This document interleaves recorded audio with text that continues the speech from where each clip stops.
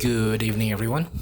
About a month ago, I did an unboxing of my Huion Kamvas Pro 16 and gave my first impressions on it. And today I'm going to give my review of it. So, yeah, let's go.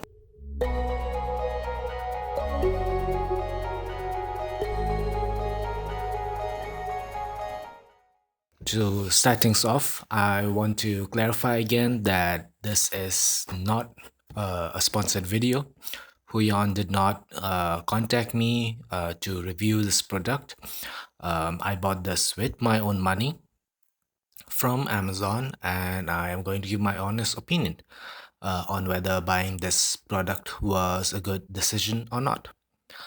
Now, it's been about more than 3 weeks. I believe it's around about 4 weeks now since I started using this Canvas Pro 16. And so far, it's been good, like really, really good. Now, mind you, this is my very first display monitor tablet. Before this, I was using the I was using my Wacom Intuos Pro tablet, and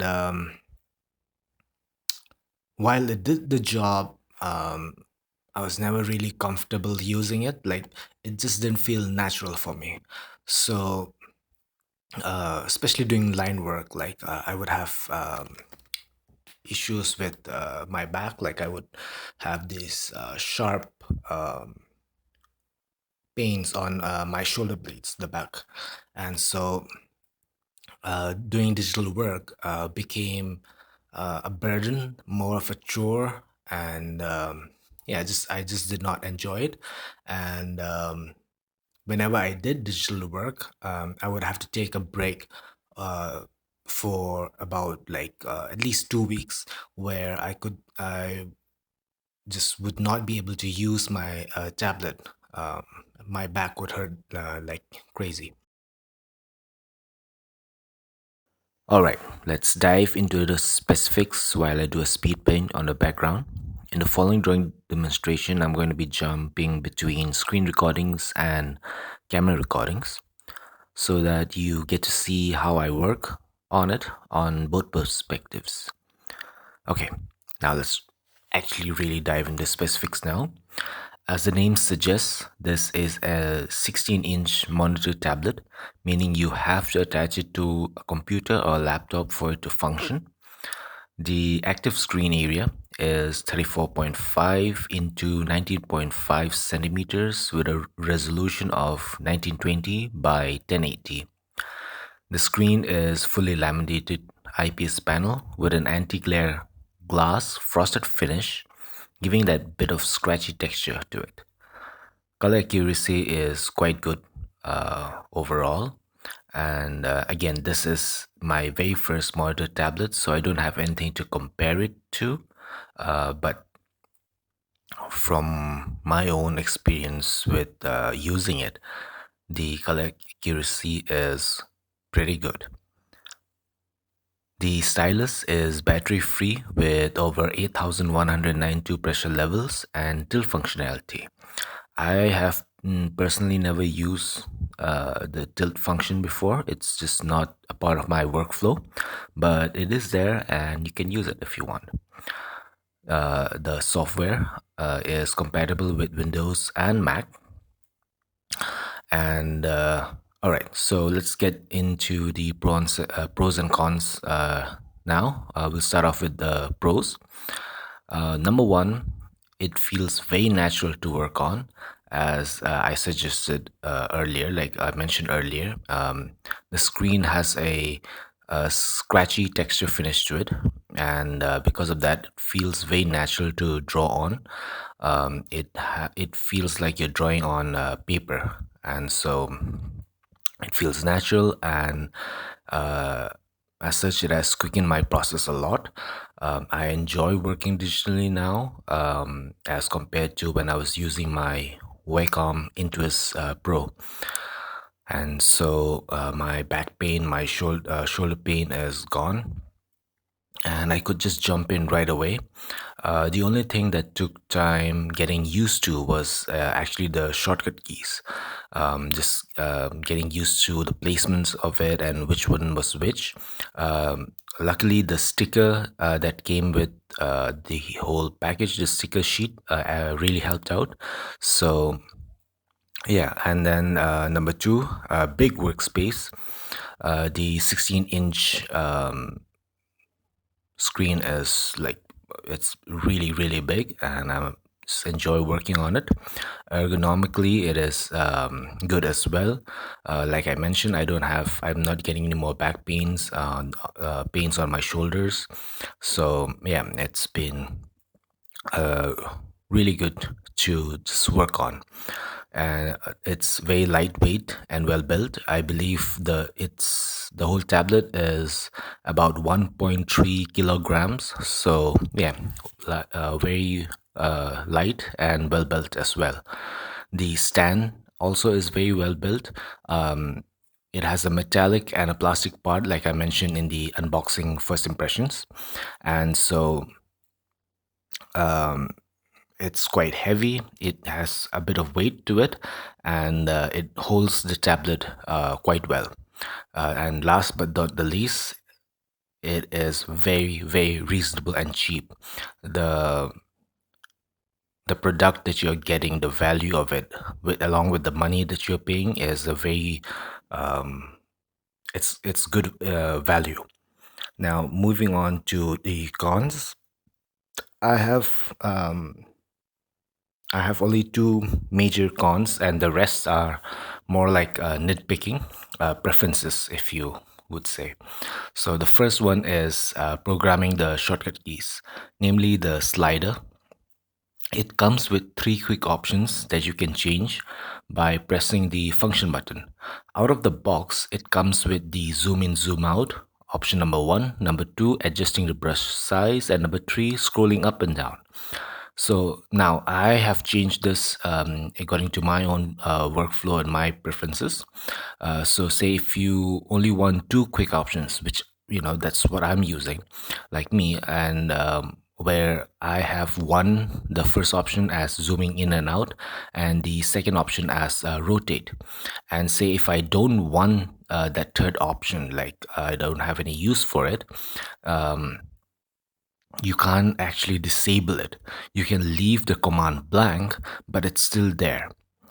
So because of that, while working and you're in the zone, you're focused, going through the slider options, pressing the function key is a pain, as you would have to constantly remind yourself that while the third option has been left blank, since you can't disable it, you would have to click the function button twice to skip the third option and jump back to option number one, which is zooming in and out.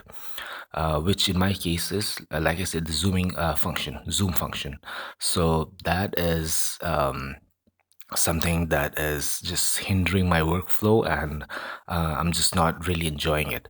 Number two, and this is a continuation of the slider, the touch bar.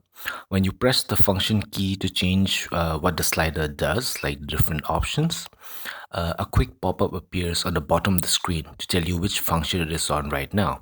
For example, option number one for me is zooming in and out. So if I press it, it shows which function it is on, whether it's zoom or rotation. So here's the problem I have with this, and is that the pop-up appears on the main display.